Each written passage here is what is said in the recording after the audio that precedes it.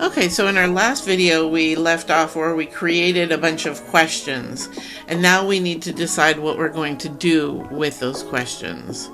So a couple things we could do with the questions. We could reorder them, and the way we would reorder them is by grabbing them from these 6 little dots right here.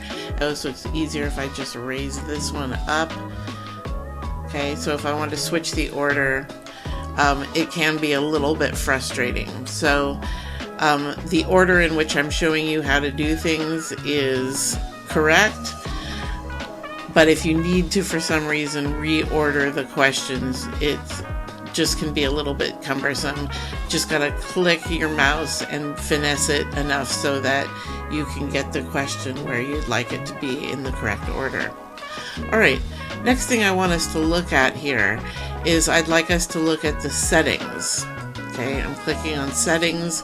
I'm in the designer view of the forms, and if I wanted to make this into a quiz, then I could do that. Let's go ahead and making this into a quiz or something with some point value added to it. So I'm going to go ahead and say make this a quiz. Immediately after each submission or later after a manual review, how do I want to release the grades? So in this case, for our pet adoption form, we're going to just create an arbitrary point number value given to each question type. More points if they're more favorable answers. Okay, so the default point value, I'm just going to make it 1 instead of 10. So you get 1 point for every question that you answer correctly. Manage how responses are collected and protected. So I'm clicking the downward pointing arrow there, and it says collect email addresses. Required to release grades manually means that we need to verify their email address.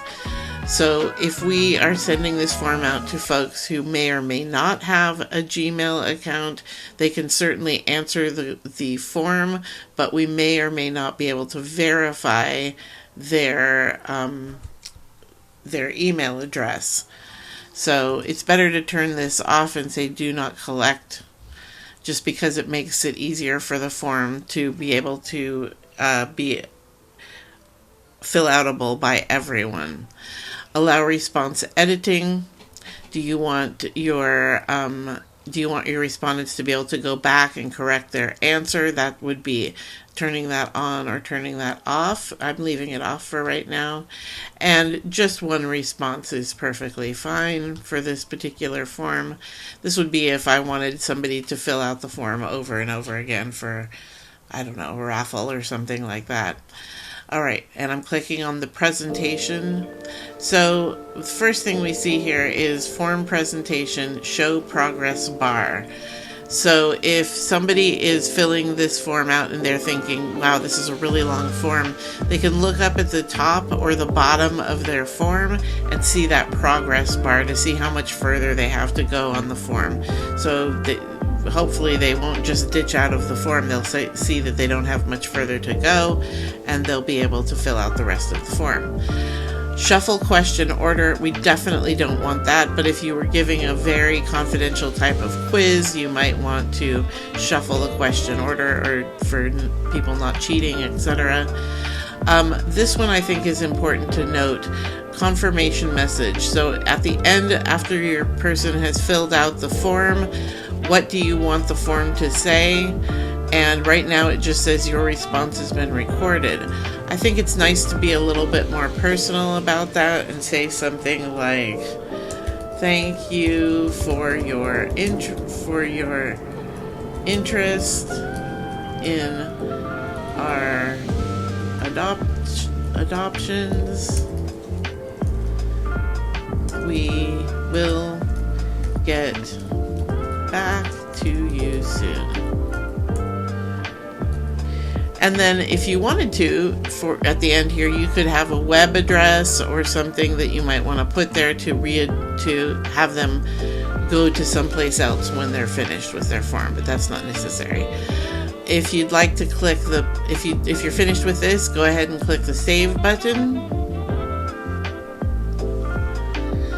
Okay.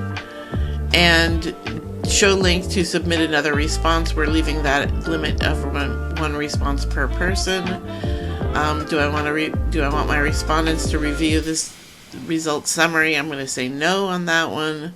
And disable auto save for all respondents. So they will not be able to auto save their form, which is fine in this particular case. Form defaults, clicking on the downward pointing arrow here. And right now I am not collecting email addresses by default, but I could, if I turned this on, I could say responder input. So if somebody's at a Yahoo email account, an MSN, Outlook, or some other email provider, we'll still be able to get their email address. We just won't be able to verify it because they're not a Google customer. Okay, question defaults. Make questions required by default. I'm going to go ahead and turn this off because maybe for some reason a person doesn't want to answer one of the questions. So we can go ahead and forgive that and not have them we're not making them answer the question. All right, going back to responses, we have 0 responses, and then going back to our questions.